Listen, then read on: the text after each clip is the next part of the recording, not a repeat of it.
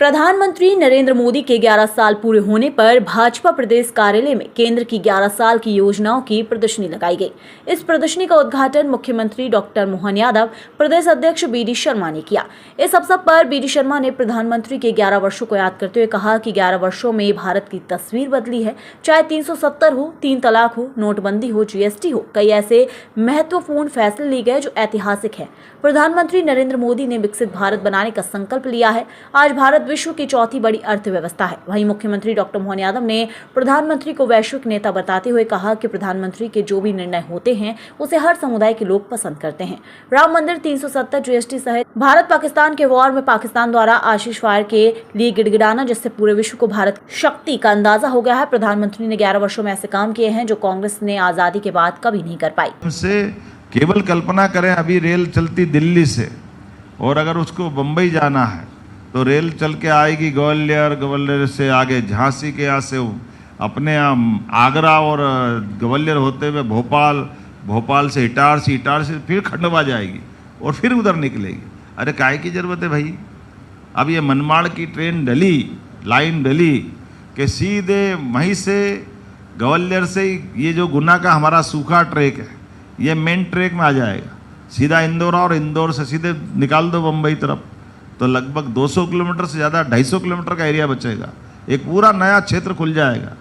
तो एक एक रेल लाइन कहाँ कहाँ से कैसे कैसे हो सकती है। एयरपोर्ट, हम तो भाग्यशाली हैं। मैं अभी बिहार गया था, बिहार में कुल जमा अभी आज की स्थिति में 3 एयरपोर्ट काम कर रहे हैं। आज हमारे पास 8 एयरपोर्ट हो गए, सतना और दतिया जोड़ दे तो।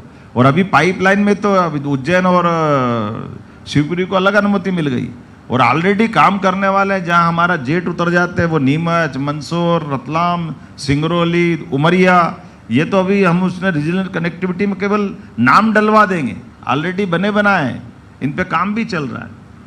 तो 16 एयरपोर्ट हमारे आज की स्थिति में बन रहे हैं। एयरपोर्ट को ढूंढ करके रीजनल कनेक्टिविटी देना ये मामूली बात नहीं है और हमारे जैसे इतने बड़े राज्य के लिए तो बहुत बड़ी बात है।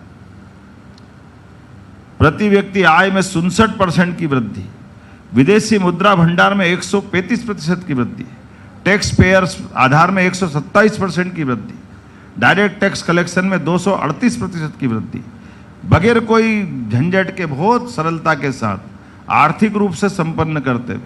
और बजट में भी आधुनिकता भी है, पारदर्शिता भी है और वो ब्रिटिश कालीन फालतू का नाटक छोड़ करके बजट पर खुल के चर्चा भी होती। ये जो क्या मालूम क्या नाटक चलता था पहले, भगवान जाने। ये सारी चीज़ों में लखपति दीदी कार्यक्रम, स्वयं सहायता समूह को मदद करना, चंद्रयान। अब ये वैज्ञानिक अगर कोई कारण से असफल भी होता, जब रिसर्च करते हैं तो असफल को भी गले लगाना वहाँ जा कर के प्रधानमंत्री स्तर पर, तो फिर तो कहाँ से कहाँ पहुँच जाएंगे। रिसर्च नहीं तो मालूम पड़ा जज बिठा दो, कहाँ से पैसे का नुकसान कर दिया। सरकारी जो नाटक रहता था, किसी का भी कोई हो गया था, अभी तो खोजे हुई नहीं हुई, भाई क्या करेंगे। लेकिन अब इसका परिणाम क्या है? पहले हमारे विमान वाहक पोत कहाँ से आ रहे हैं साहब, जो जहाँ से रिटायर्ड करके कंडम घोषित कर दे वो भारत में भेजते थे और हम उसको अपना थोड़ा सुधार कर कुरा के काम चलाते हैं। आज की स्थिति में 100 से ज़्यादा देशों में रक्षा के सभी प्रकार के उपकरण और सारी व्यवस्था में निर्यात की स्थिति में हम आ रहे हैं। ये अपने आप में बहुत बड़ी बात है। आप कभी अंदाज लगा लो, हमारे देश का सोना स्टेट बैंक ऑफ इंग्लैंड के अंदर आज़ादी के समय से इस सुरक्षा के आधार पे कि हमारे देश को, और मालूम पड़ा कि वो ऐसी अर्थव्यवस्था बनी थी कि आते आते सारा विदेशी मुद्रा भंडार खत्म हो गया। और वो दौर याद करो नरसिम्हा राव जी के थोड़े से आगे पीछे का, कि जब हमारा अपना सोना गिरवे रखना पड़ा था। ऐसे में जब हम अपने आप में सबल, सक्षम और समर्थ बन रहे हैं, तो जो 766 टन सोना था, माननीय मोदी जी के नेतृत्व में न केवल 100 टन बढ़ाया, बल्कि धीरे से पता ही नहीं चल रहा, और अब केवल 300 टन वहाँ पड़ा, बाकी सब अपने देश में ले आए। जब देश सक्षम हो रहा तो क्या अपना सोना अपन नहीं रख सकते?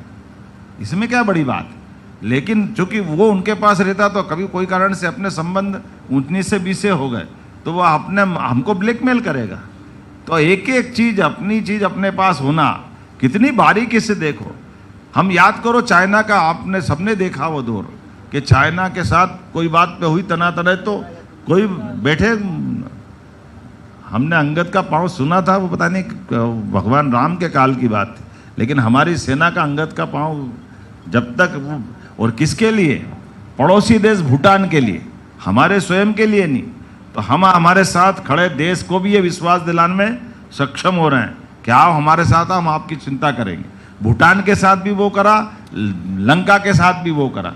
श्रीलंका की वित्तीय व्यवस्था सब खत्म हो गई थी, कहाँ की स्थिति में पहुंच गया था। आज श्रीलंका को उसके कर्जाल से निकालते हुए अपने साथ खड़ा करने का काम कर रहे हैं। अभी हमने देखा पाकिस्तान के साथ तनातनी में, अफगानिस्तान हमारे साथ दिख रहा है। ये जो कई सारे निर्णय, अब मैं कितनी सारी बातें बोलूं, ऐसा लग रहा प्रेस कॉन्फ्रेंस में तो भाषण हो जाएगा।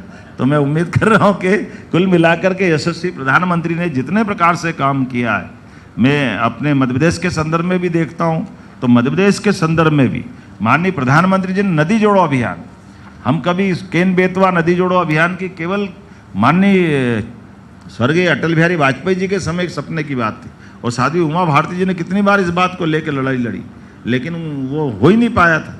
अब न केवल हुआ बल्कि हमारे सामने भूमि पूजन भी हो गया, और उससे बढ़कर 1 लाख करोड़, ये बात सही, केन बेतवा अगर हमारे बस की बात हो, इतना पैसा कहाँ से लाए, लेकिन हमको केवल 5% मिलाना और 5% यूपी को मिलाना।